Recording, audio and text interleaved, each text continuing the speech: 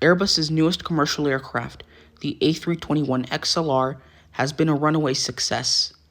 To date, over 550 aircraft have been ordered by some of the world's most reputable carriers, including American Airlines, Air Canada, Qantas, Indigo, Aer Lingus, Iberia, and United Airlines, among many others. But why has this seemingly unspectacular narrowbody aircraft become so popular? In today's video, we will explore the reasons behind the success of the A321XLR. Our story begins in 1983. That year, Eastern Airlines became the launch customer of Boeing's brand new 757. Developed for short-haul flights, the 757 was designed as a replacement for the venerable 727 while offering more capacity and burning 40% less fuel. Over the next 2 decades, over 1,000 would be produced and delivered to airlines all around the world, becoming a workhorse and one of the most iconic aircraft in the sky. At the same time in the 1980s, airlines were prohibited from flying twin-engined aircraft more than 60 minutes away from a diversion airport. Effectively, this meant that twin-engine aircraft were not allowed to operate transoceanic flights. The rationale for these rules came from the times of when aircraft were powered by much less reliable piston engines. Regulators believed that, if one engine failed, the other could only safely fly the plane for 1 hour. These rules simply didn't take into consideration the increased reliability of jet engines, thereby forcing airlines to operate larger, less efficient 3 or 4 engine aircraft, such as the 747, DC-10, or L-1011 on these transoceanic routes. Although they did just fine on high-demand routes, like New York to London, these aircraft couldn't fly lower-demand, though still potentially lucrative routes, as it would be economically impossible to make money, or at least recoup operational costs, given their high fuel burn and unnecessarily extra capacity. This would remain the case until 1985. That year, the Federal Aviation Administration created a new set of rules called ETOPS, Extended Range Twin-Engine Operational Performance Standards. These new rules let twin-engine aircraft fly a certain number of minutes away from a diversion airport, allowing them to cross oceans. Sure enough, that same year, the Boeing 767, the 757's larger twin-engine brother, was granted an ETOPS 120 type rating, allowing it to fly 120 minutes away from a diversion airport. This allowed Trans World Airlines to operate it on its Boston to Paris flight, burning 7,000 pounds of fuel less per hour than the L-1011 it replaced.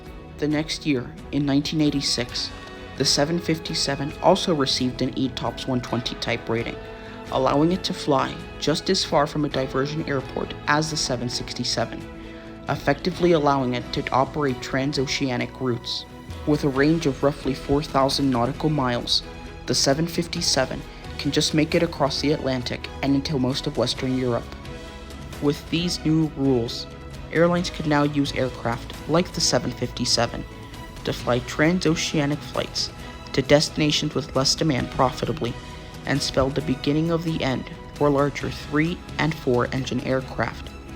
Although the introduction of these routes was slow to begin with, by the 2000s, the 757 was flying many transatlantic routes. United Airlines, from its newer Cub, was able to operate flights to Shannon, Ireland, Birmingham and Edinburgh in the UK, Lisbon in Portugal, and Stockholm in Sweden. American Airlines used the aircraft on routes such as New York to Edinburgh or Philadelphia to Shannon. Additionally, since it was originally designed as a short-haul aircraft, the 757 could be used for short-haul flights in between transatlantic flights, allowing it to make more money for the airlines. In 2004, however, with orders drying up, Boeing officially ended production of the 757. You see, aircraft the size of and with the range of the 757 are what's known as middle-of-the-market aircraft. That is to say, aircraft that are in between the size of smaller, short-range narrow-body aircraft, such as the A320 or 737, and larger, long-range aircraft, such as the 787 or A330. The 757 fit perfectly into this category, and, since its introduction, It was the only aircraft to fit in this category. With production ending, however, a huge gap was left in the market. Demand for 757-sized aircraft was and still is strong, and with the 757 aging, some even reaching 35 years old, a replacement was desperately needed. So, beginning in the mid-2010s, Boeing and Airbus were both racing to develop a new middle-of-the-market aircraft, or NMA. Boeing would begin work on a clean sheet design, likely to be called the Boeing 797. Meanwhile, Airbus began to work on an extended-range version of its Airbus A321neo. Boeing's troubles with the 737 MAX and 777X programs in 2019 would all but assure that its NMA project would be put on hold, which it was in early 2020. Meanwhile, Airbus developed the A321LR, a long-range variant of the A321neo. But this aircraft proved to be too inadequate to serve as a true replacement to the 757.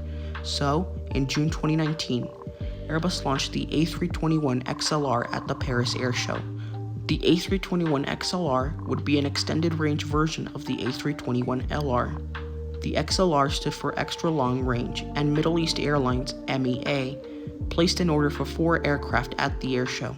The A321XLR has an increased maximum takeoff weight of 101 tons compared to the A321neo's 93.5 tons and the A321LR's 97 tons.